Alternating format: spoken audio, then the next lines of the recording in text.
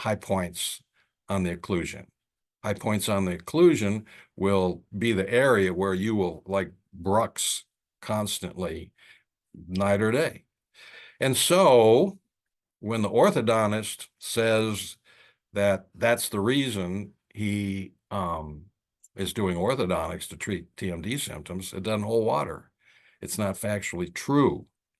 So the truth is that bruxism is associated with stress and anxiety, which is a mental condition, maybe even in some cases a mental disorder where it transitions from a mental condition to a mental disorder.